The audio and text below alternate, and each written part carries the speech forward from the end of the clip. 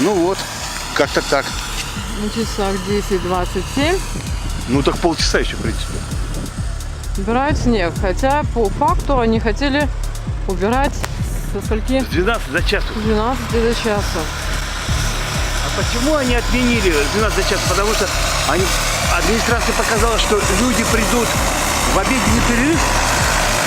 И они говорят, нет, нам нужно сделать с 11 до 12. Потому что после 12...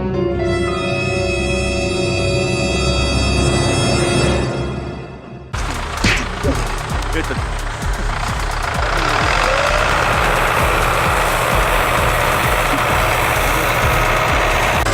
Мы подали уведомление в администрацию о том, что здесь будет проходить митинг с 11 до 12. По какому праву вы собственно, здесь чистите? У нас согласовано с администрацией. В 11 часов будьте добры, покиньте площадку.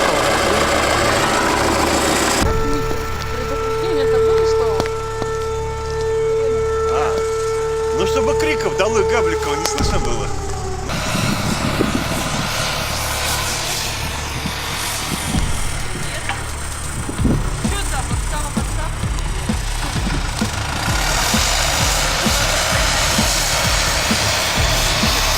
Итак, друзья, ну что, мы за отставку Габликова? Да! Мы за отмену 144-го закона? Да! Всем спасибо.